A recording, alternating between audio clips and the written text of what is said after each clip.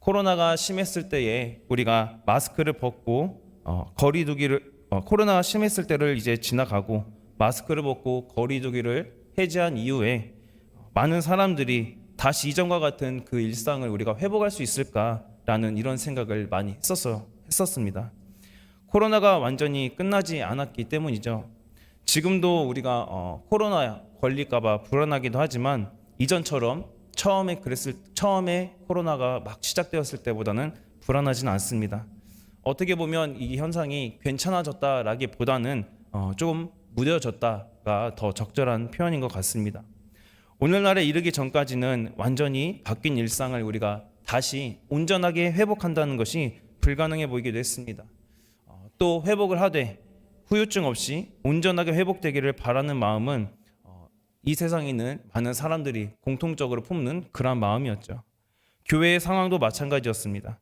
코로나로 인해서 계속해서 진행해 왔던 그 사역들을 제대로 진행하지 못한 적도 많이 있었고 축소하거나 또 취소하면서 교회 분위기도 영적으로 많이 가라앉은 때가 있었습니다. 그럼에도 우리가 늘 기도했던 것, 다시 사회와 교회가 이전처럼 회복될 수 있기를 하나님께 간절히 간구했었습니다. 쉽진 않지만 오랜 시간이 걸린다 할지라도 결국에는 하나님께서 회복하실 것을 믿고 지속적으로 우리는 계속 간구해 왔습니다. 이렇게 코로나가 이후에 단계적 일상 회복이라는 단어가 등장을 했습니다. 코로나가 완전히 종식되진 않았지만 새로운 방역 체계로 전환하는 것이 필요하다라는 개념입니다. 끝날 것 같지 않았던 이러한 사회적 거리두기와 통제가 해제된 지 꽤 됐습니다. 우리가 살아가는 오늘날 일상에서 완전히 그것이 코로나가 끝나진 않았지만 왠지 끝난 것 같은 그러한 느낌이 들죠. 그러다 보니 많은 사람들이 다시 이전과 같은 일상을 회복하기 위해 오늘날도 많이 노력을 하고 있습니다. 우리 개인적으로도 노력하는 부분이 있지만 함께 공동체가 노력해야 하는 부분도 분명히 있습니다. 하지만 우리가 회복하는 것에 있어서 가장 중요한 부분이 있습니다. 그것은 바로 하나님께서 함께 하셔야 한다라는 사실입니다. 왜 그렇습니까? 우리의 일상과 가정 또 일터와 더불어서 우리가 섬기는 교회 역시 하나님만이 유일한 주인이 되시기 때문입니다. 우리의 모든 것 되시고 주인 되시는 그 하나님께서 회복시켜 주실 때에 우리 안에서 온전한 회복이 일어난다라는 거죠. 이런 회복을 위해서 우리는 늘 기도에 힘써야 합니다. 오늘 말씀을 보게 되면 시인은 하나님을 찬양하라 라고 말하고 있습니다. 시인이 하나님을 찬양하라고 선포하고 있는 이유가 무엇일까요? 그 이유는 하나님께서 무너진 이스라엘을 다시 회복시키실 것이기 때문에 찬양하라 라고 말하고 있습니다. 이스라엘은 오랜 시간 포로 기간을 겪게 되면서 굉장히 힘들고 고통스러운 시간들을 보냈습니다. 시인은 그런 이스라엘의 상황을 알고 있는 상황 속에서 현실을 바라보기보다는 창조주 하나님을 새롭게 바라보고 주님께서 친히 회복시켜 주실 것이다 라고 그렇게 말하고 있습니다. 오늘 말씀에서 이 시인은 이스라엘의 흩어진 자와 마음이 상한 자 그리고 비천한 자들을 위해서 이 노래를 부르고 있습니다. 지난 수십 년 동안 예루살렘은 무너져 있었습니다. 이스라엘 백성들은 세상에 흩어졌고 마음은 회복이 불가능할 정도로 깊은 상처를 받았습니다. 이스라엘 조상들의 죄와 어리석음 때문에 예전의 평화와 영광을 회복할 기미는 전혀 보이지 않았고 예루살렘 재건도 역시 멀게만 보였습니다. 이럴 때 시인은 지금 닥쳐있는 어려운 현실, 이 현실을 도피하는 것이 아니라 주님을 다시 바라보라고 말하고 있습니다. 이스라엘의 회복과 그들을 다시 불러 모으는 것은 사람의 힘이나 헌신, 노력이 아니라 주님이 이루신다라고 말합니다. 게다가 주님은 예루살렘 성을 다시 쌓아주시는 것만이 아니라 상처받은 마음까지 고쳐주시는 분이라고 오늘 시인은 말하고 있습니다. 이렇게 오늘 말씀을 통해서 무너진 것을 다시 회복시키시는 그 하나님을 만날 수 있는 그런 귀한 시간이 되기를 주님의 이름으로 간절히 소망합니다. 1절을 보게 되면 시인은 할렐루야라고 하면서 시편 오늘 말씀을 시작하고 있습니다. 그리고 하나님을 찬양하는 것이 선하고 마땅하다라고 아름답고 마땅하다라고 합니다. 시인이 왜 하나님을 찬양하는 것이 선하고 아름답고 마땅하다고 고백을 하느냐? 그 이유는 2절부터 나오게 되는데요. 우리 2절에서 3절 말씀 같이 읽겠습니다. 여호와께서 예루살렘을 세우시며 이스라엘의 흩어진 자들을 모으시며 상심한 자들을 고치시며 그들의 상처를 싸매시는도다. 아멘. 이스라엘 백성들이 포로에서 귀환한 후에 예루살렘의 상황을 지금 말하고 있습니다. 바벨론 포로기 동안에 예루살렘은 실제적으로 완전하게 붕괴가 되었기 때문에 포로 후기 이스라엘의 가장 큰 관심은 성전 예루살렘이 다시 재건되는 것에 있었습니다. 예루살렘 백성들은 자신들이 하나님의 백성이다라는 그러한 선민 사상이 굉장히 강하게 있었습니다. 그렇기 때문에 그들은 예루살렘이 파괴되고 자신들이 비참하게 이방 나라의 포로로 끌려가게 되는 것에 대해 생각을 하지 못했습니다. 하지만 그들은 바벨론에 의해서 포로가 되었고 굉장히 깊은 충격과 상처를 받게 되었습니다. 여기에서 말씀하고 있는 상심하다는 깨지고 산산이 부서져서 더는 재구시를 할 수 없을 정도로 망가진 상태를 가리킵니다. 그래서 본문은 마음에 큰 상처를 입고 산산이 부서져서 망가져 용기를 낼 수조차 없는 그러한 상태를 말하고 있는 것이죠. 겉으로 보기보다 훨씬 더 이스라엘의 내면은 철저하게 망가지고 부서졌다라는 겁니다. 산산조각이 난 상태인데 이러한 상태가 회복된다는 것이 과연 쉬운 일일까요? 절대로 쉬운 일은 아닙니다. 이게 회복이 된다 할지라도 시간이 얼마나 걸릴지 알 수 없습니다. 또 회복되는 그 과정에서도 후유증은 분명히 상당할 것이죠. 이스라엘의 포로로 잡혀가고 노예 생활하면서 얼마나 끔찍하고 또 생각하기도 싫은 일들을 얼마나 많이 겪었겠습니까? 비참하고 또 치욕스러운 그런 일들을 아마 많이 겪었을 것입니다. 그러한 상심 또 상처가 정말 깊기 때문에 예루살렘을 다시 재건하는 것은 역시 불가능한 것처럼 보이기도 했습니다. 어쩌면 아주 오랜 시간이 걸릴 수도 있겠다라는 생각을 했을지도 모릅니다. 세상 속에서 흩어져서 살아가는 그리스도인 하나님의 백성은 때때로 이러한 고난을 당할 때도 있습니다. 하지만 구원의 하나님께서는 우리에게 주신 그 약속의 말씀을 따라서 공동체를 모으시고 회복하는 하나님이십니다. 그 믿음의 공동체가 그렇다면 우리가 어디에서 모일 수 있을까요? 우리가 함께 있는 이 자리, 교회는 당연한 곳이겠지요. 교회 외에서도 우리는 다른 곳에서도 모이기에 힘쓸 수 있어야 합니다. 우리의 가정 그리고 내가 속하는 어떠한 공동체에서도 함께 믿음으로 살아가는 자들과 모이는 겁니다. 왜 우리가 모이기에 힘써야 됩니까? 어디에 있든지 함께 모여서 하나님을 찬양하게 될 때에 그 구원의 기쁨은 더 커지게 되어 있기 때문입니다. 서로 함께 한 장소에서 또는 각자가 하나님께 받아 경험한 그 은혜를 나누게 될 때 은혜는 더 커질 수밖에 없다라는 겁니다. 그 은혜의 하나님을 함께 찬양하게 될 때 분명히 구원의 기쁨, 그 은혜는 더 커지게 되어 있습니다. 또 하나님께서는 회복시키시는 하나님이십니다. 우리가 마음의 상처를 갖고 있으면 아무리 그것을 되짚어보고 또 나의 마음을 다 잡으려 한다 할지라도 그것에 대해서 진정한 위로를 받기는 매우 어렵습니다. 누구에게 말하지 않고 스스로 그것을 두고 나는 괜찮다라고 되뇌이는 사람도 있고 다른 사람에게 자신이 받은 그 아픔과 상처를 말하고 정리하려고 하는 그런 마음을 정리하려고 하는 사람도 있습니다. 그런데 이렇게 한다고 했을 때에 그게 정말 진정한 위로가 되고 그것을 통해서 회복이 일어나게 될까요? 사람은 사람을 통해서 어느 정도는 있겠지만 진정한 위로, 상처 회복을 얻을 수는 없습니다. 이 세상에 있는 그 무엇도 그 어느 것도 사람에게 진정한 위로를 줄 수 없습니다. 상처와 슬픔을 잊겠다라고 찾는 것들은 이후에 더 큰 후유증을 불러올 뿐이고 상처는 오히려 더 깊어질 뿐인 것이죠. 상처가 더 커지는 경우가 대부분입니다.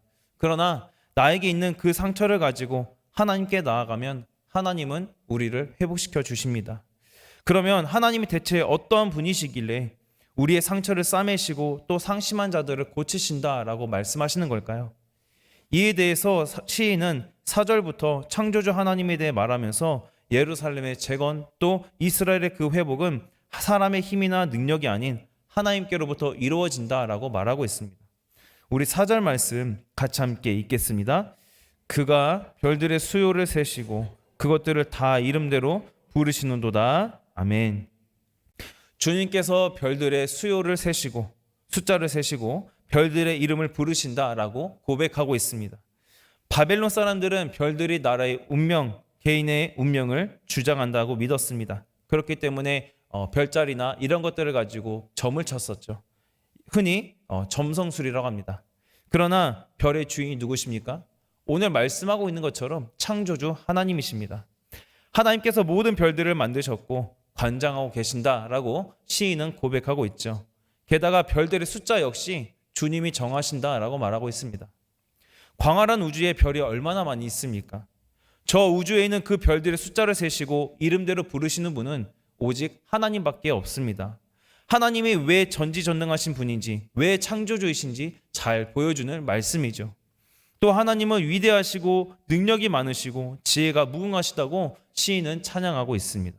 지혜가 무궁하신 그 하나님은 별들의 숫자를 다 기억하시고 이름을 부르시는 하나님이시다라는 거죠. 사람은 다 알 수 없는 것을 하나님께서는 다 알고 계시고 우주의 끝이 어디인지 아시는 하나님이십니다. 이러한 능력의 하나님이시기 때문에 주님께서는 백성들의 마음을 충분히 치료하시고 낮은 곳에 처한 영혼을 다시 새롭게 일으켜 주셔서 그들의 상처를 어루만져 주시는 분이시다라고 말하고 있는 것입니다. 그러한 하나님이시기 때문에 하나님은 우리들을 다시 한번 일으켜 주실 뿐만이 아니라 우리를 치유해 주시는 분이십니다. 그래서 상처받은 이들을 위로하고 치유하는 일을 우리를 통해서 하기도 하십니다. 우리가 먼저 받았던 그 상처와 아픔을 주님께서 치유하셨을 때에 같은 상처를 가진 사람, 그러한 사람들을 우리가 주님께 받은 위로를 또 전할 수 있는 것이고 그것을 통해서 그 사람에게 다시 한번 회복이 일어나는 은혜도 우리에게 경험하게 하신다라는 거죠. 그런데 하나님이 치유하시고 다시 회복시키셔서 붙드시는 사람이 누구인지 또 시인은 말하고 있습니다. 특별히 하나님께서 겸손한 자들을 붙드신다라고 6절에서 말씀하고 있는데요. 우리 6절 말씀 같이 함께 읽겠습니다. 여호와께서 겸손한 자들은 붙드시고 악인들은 땅에 엎드러뜨리시는도다. 아멘. 겸손한 자는 흩어진 이스라엘 백성들 그리고 마음이 상한 자들을 말합니다. 여기에서 말하고 있는 겸손하다라는 것은 고난으로 얻게 된 겸손함을 말하고 있습니다. 즉 하나님의 사람은 고난 속에서 경건을 다시 회복하게 되고 그 가운데 겸손함을 얻어서 절대적으로 하나님을 의지하게 된다라는 것이죠. 그렇게 겸손한 모습으로 주님 앞에 나아가게 될 때에 그 공의의 하나님께서 악인들을 땅에 엎드러뜨리신다라고 시인은 말하고 있습니다. 비록 이스라엘은 그들의 조상들이 잘못한 것으로 인해서 징계를 받았습니다. 하지만 하나님께서는 다시 그분의 백성들을 회복시키시죠. 더 나아가서 그 백성들을 괴롭게 했던 악인들, 그들을 철저하게 벌하시고 엎으시는 그런 하나님이심을 시인은 고백하고 있습니다. 여기에서 바로 하나님의 반전이 있는 것이죠. 지는 것 같지만, 내가 계속해서 고통 속에 있는 것 같지만 결국에는 회복시키시고 승리하게 하시는 그러한 역전의 하나님이심을 시인은 분명히 말하고 있습니다. 악인들처럼 교만한 모습이 아니라 우리가 주님 앞에 겸비함으로 겸손하게 주님 앞에 나아가게 될 때에 하나님은 우리를 기쁘게 다시 한번 받아주시고 이전처럼 온전히 회복시켜 주시는 하나님이심을 기억하시길 바랍니다. 혹시 우리가 또 누군가를 향해서 어떠한 미움이 생기고 어떠한 그런 마음이 생기게 될 때에 오히려 하나님을 찬양할 수 있는 저와 여러분이 되기를 바랍니다. 왜냐? 심판하시는 분, 그 상황들을 정리하시고 교통정리하시는 분은 내가 아니라 하나님이라는 사실을 여러분 기억할 수 있기를 바랍니다. 나의 마음이 누군가로 인해서 힘들고 또 괴로울 때에 그 상한 심령을 가지고 하나님 앞에 나아가는 저와 여러분이 되길 바랍니다. 불쌍하고 연약한 사람을 도우시는 그 은혜의 하나님을 의지할 수 있는 그러한 우리가 되기를 바랍니다. 그렇다면 우리가 왜 하나님을 의지하느냐? 수많은 별의 이름까지 다 아시는 전능하신 하나님이시기 때문입니다. 하나님은 그분의 백성들 한 사람 한 사람과 함께 하시고 아픔을 치유하시는 분이시기 때문이죠. 또 아파하는 백성들의 소리를 역시 계속해서 듣고 계시고 괴롭게 하는 그 악인들을 거꾸로 때리심으로 역전시키시는 그 하나님이 우리와 함께 하신다는 사실을 여러분 기억하시길 바랍니다. 예수님 믿는 자녀들이 부당하게 당하는 조롱, 아픔, 그 슬픔을 주님께서는 다 알고 계십니다. 내가 일하고 있는 그 직장에서나 학교에서 어디에서든지 움츠러들게 만드는 그러한 세상을 주님께서는 그냥 두신다라고 말씀하지 않으십니다. 우리의 머리털 하나까지도 다 세시는 그 주님께서 함께 하시기 때문에 우리에게 절대적으로 패배는 없다라는 사실이죠. 결국에 최후 승리는 우리에게 있다라는 겁니다. 그것을 늘 기억하시고 우리에게 반전을 주시고 또 반드시 역전하게 하시는 그 하나님을 찬양하고 겸손한 마음으로 의지할 수 있는 저와 여러분이 되기를 주님의 이름으로 간절히 소망합니다. 시인은 이렇게 승리와 회복을 주시는 그 하나님께서 세상의 모든 필요를 채워주시고 또 신실한 백성을 돌보신다고 계속해서 이어서 7절부터 11절에 말하고 있습니다. 하나님께서 땅에 비를 내리심으로 모든 생물들을 먹이시고 또 기르시는 주관하시는 그 하나님이시다라고 고백하고 있습니다. 하나님은 하늘을 덮는 구름을 만드시고 비를 내리게 하셔서 풀을 자라게 하시는 하나님이십니다. 그리고 하나님이 주시는 그 단비와 풀들은 들짐승과 또 우는 그 까마귀 새끼를 위한 것이다 라고 말하고 있죠. 들짐승과 그 까마귀 새끼는 땅의 짐승들과 하늘의 새를 대표하고 있습니다. 하나님께서는 이 세상의 자연 만물을 여전히 돌보시는 하나님이시다라는 겁니다. 특히 까마귀는 이쁘지도 않고 별로 볼품없어 보이기도 합니다. 하지만 하나님께서 특별한 목적이 있으셔서 지으신 피조물이기에 그 까마귀마저 먹이시고 입히시는 하나님이십니다. 이렇게 직접 말씀으로 하나님께서 창조하시고 지으신 피조물을 섬세하게 돌보시는 하나님이신데 하물며 그 하나님의 백성들은 어떻겠습니까?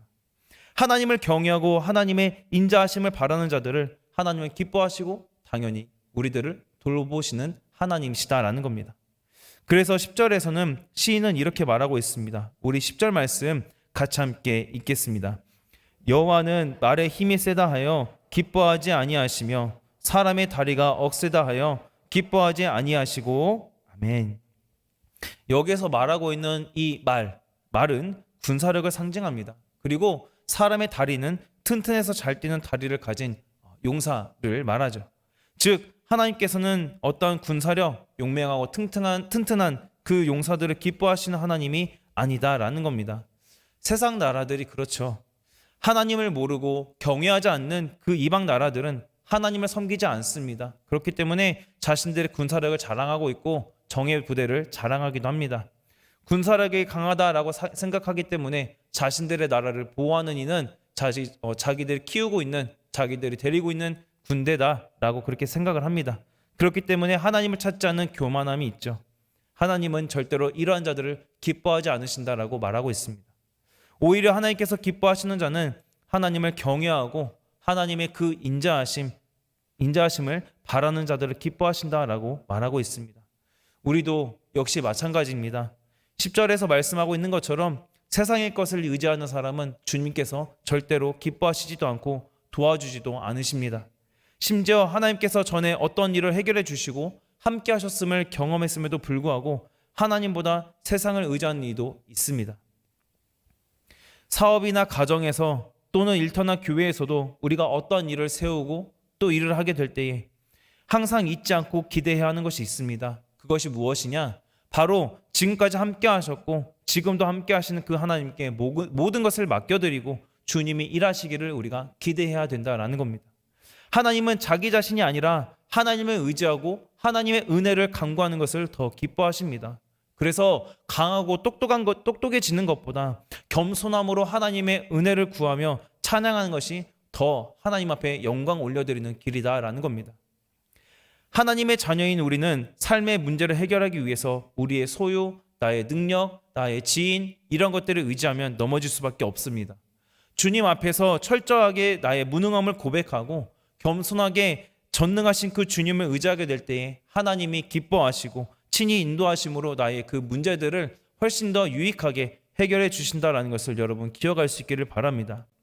하나님께서는 이 이스라엘의 회복을 명하시고 회복을 시키시는데 그 피해와 상처로 회복하는 정도가 아닙니다. 시인은 이어서 하나님께서 주시는 그 평화와 번영에 대해서 계속해서 말하고 있습니다. 그러니까 하나님께서는 그 회복을 넘어서 평화와 번영을 주시고 괴로운 시절을 잊어버릴 정도로 회복과 축복을 주시는 그 하나님이심을 시인은 말하고 있습니다. 하나님께서 예루살렘 성문들의 그 문빗장을 견고하게 하시고 자녀들에게 복을 주시며 경내를 평안하게 하실 것이다 라고 그렇게 말하고 있습니다.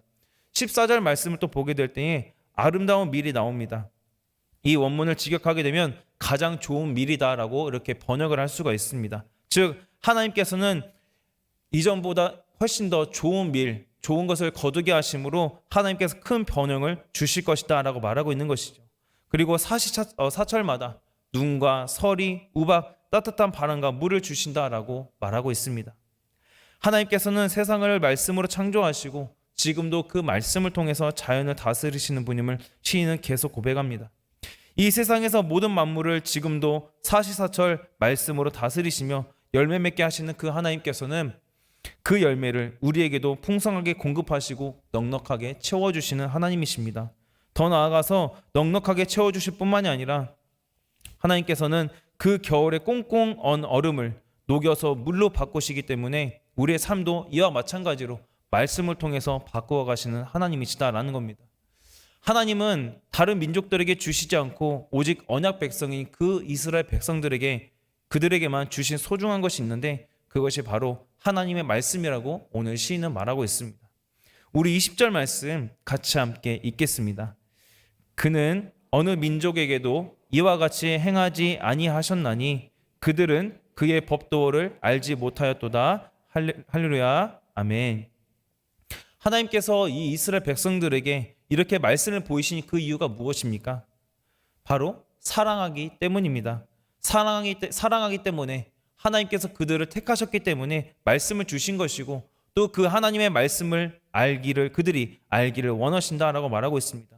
왜냐? 그래야만이 하나님의 백성답게 살 수 있기 때문입니다. 그래서 예레미야 31장 33절 말씀을 보면 이렇게 말씀하고 있는데요. 우리 함께 말씀 같이 한번 읽도록 하겠습니다. 그러나 그날 후에 내가 이스라엘 집과 맺을 언약은 이러하니 곧 내가 나의 법을 그들의 속에 두며 그들의 마음에 기록하여 나는 그들의 하나님이 되고 그들은 내 백성이 될 것이라. 여호와의 말씀이니라. 아멘. 하나님께서 말씀을 이스라엘 백성들에게 두시고 또 그들의 마음에 기록하셨다라고 말씀합니다. 그렇게 하나님이 이스라엘의 하나님이 되시고 이스라엘 백성들이 하나님의 백성이 된다라고 말씀하고 계시죠. 중요한 것은 이 약속의 말씀을 하나님께서 오직 이스라엘 백성들에게만 주셨다라는 겁니다. 이 약속의 말씀은 분명히 오늘 말씀하고 있는 대로 이스라엘 백성들만의 특권입니다. 우리도 역시 마찬가지입니다. 예수 그리스도를 믿어서 하나님의 자녀가 된 우리도 동일하게 하나님의 그 약속의 말씀을 받은 자들입니다. 하나님의 말씀은 하나님의 자녀인 그리스도인들에게만 유효합니다. 우리는 말씀을 통하여서 하나님과 예수님이 어떠한 분인지 알 수 있습니다. 더 나아가서 예수님을 통하여 하나님의 사랑이 얼마나 큰지 알 수 있다는 것이 정말 큰 복이다라는 것을 우리는 알아야 합니다. 시인은 이스라엘 백성들이 겪었던 그 포로 생활을 떠올리면서 말합니다. 하나님을 저버리고 우상을 섬기는 죄로 인하여서 이 이스라엘 백성은 포로 생활이라는 비참한 고통을 겪어야 했습니다. 하나님을 저버렸음에도 불구하고 그들의 처지를 긍휼하게 여기신 하나님께서는 다시 한번 그 백성들을 회복시키시고 그 속박에서 벗어나게 해주셨습니다. 그리고 말씀으로 새롭게 변화시켜 주십니다. 하나님께서 심판하셔야만 하는 그 삶의 방식을 버리게 하시고 복된 말씀의 길로 돌이킬 수 있도록 그들을 하나님이 인도해 주신 것입니다. 이스라엘을 말씀의 길로 인도해 주시는 그 하나님께서는 죄인인 우리 역시도 예수 그리스도 안에서 불러 주셨습니다. 그리고 말씀을 통해서 우리를 변화시키시고 그 말씀을 통해서 일어나는 회복이 우리에게 임하였습니다. 무엇으로부터의 회복입니까? 죄와 사망으로부터의 회복이요, 사탄의 종에서 주님의 자녀로 신분이 바뀌어지는 그 영원한 회복을 하나님이 우리에게 주셨다라는 사실입니다. 이 영원한 회복은 하나님께서 우리에게 행하신 생명의 회복입니다. 하나님의 이 회복은 예수 그리스도의 십자가를 통해서 이루어진 온전한 회복인 것입니다. 이 회복을 통하여서 하나님과 끊어졌던 우리와의 그 관계가 온전히 회복되었습니다. 그렇기 때문에 하나님께서 우리에게 예수 그리스도를 믿는 우리에게 그 말씀의 복을 주신 것입니다. 그렇지 않으면 우리가 어떻게 이 말씀의 복을 받을 수가 있겠습니까? 하나님의 은혜가 아니면 우리에게 회복과 이 말씀의 복은 있을 수 없다라는 사실입니다. 저와 여러분이 이러한 영원한 회복과 말씀의 복을 풍성하게 누릴 수 있기를 주님의 이름으로 간절히 소망합니다. 특별히 하나님께서는 우리에게 예수 그리스도만이 구원자이심을 증거할 수 있는 책임도 맡기셨습니다. 그렇기 때문에 우리가 그 회복의 은혜를 누리고 있다 한다면 세상에서 증거하기 위해 우리는 말씀대로 살아갈 수 있어야 합니다. 그렇게 하게 될 때에, 하나님의 말씀대로 살게 될 때에 반드시 주님이 주시는 그 평안함과 복이 우리에게 있다라는 것을 여러분 기억하시기 바랍니다. 특별히 이번 주가 설 명절이죠. 이번 명절 기간에 우리 귀한 초청교회 성도님들 가정 안에도 이러한 복이 있기를 간절히 바랍니다. 믿음이 필요한 가정에는 믿음의 복이, 관계의 회복이 필요한 가정에는 관계 회복이 있기를 간절히 소망합니다. 가정의 믿음을 위해서 기도하고 계시는 우리 성도님들 많이 계신 걸로 알고 있습니다. 자녀들과 남편이나 또 친척들을 위해서 그들의 믿음을 위해서 기도하고 간절하게 기도하시는 분들이 많이 계신 줄로 압니다. 오늘 말씀에서 하나님께서 말씀하시는 것처럼 하나님께서 반드시 그들에게도 우리와 동일하게 믿음의 회복을 주실 줄을 믿고 끝까지 간구할 수 있는 우리 초청교회 모든 성도님들이 되시기를 주님의 이름으로 간절히 소망합니다. 반드시 하나님께서 말씀과 또 그 십자가의 풍성한 은혜로 좋은 회복의 날을 주실 줄로 믿습니다. 그래서 우리가 먼저 그 받은 이 회복의 은혜와 더불어서 은혜와 말씀의 복을 온 가정이 누리는 우리 초청교회 모든 성도님들의 그런 은혜가 온 가정에 있기를 주님의 이름으로 간절히 소원합니다. 말씀 맺겠습니다. 하나님께서는 우리를 사랑하십니다. 그렇기 때문에 이스라엘 백성들에게 주신 것과 동일하게 우리에게 복 주시기를 기뻐하시는 하나님이십니다. 하나님이 우리에게 베푸시는 복은 다른 것이 아닙니다. 하나님께 우리의 그 상한 심정을 가지고 겸손하게 나아가는 자에게 회복의 은혜, 그 복을 주시는 하나님이십니다. 회복의 은혜와 더불어서 또 말씀의 복을 주시는 그 하나님을 기억하면서 늘 생명의 말씀 안에 거할 수 있는 저와 여러분이 되기를 바랍니다. 그래서 하나님께서 말씀을 통해 주시는 그 평안함과 복을 늘 풍성하게 누리면서 그 복이 우리들과 또 우리의 모든 가정과 삶을 통해서 나타나는 그러한 은혜의 복이 있기를 주님의 이름으로 간절히 축복합니다. 그래서 그러한 은혜를 다시 회복시키시는 주님을 증거할 수 있는 저와 여러분이 되기를 주님의 이름으로 간절히 소망합니다.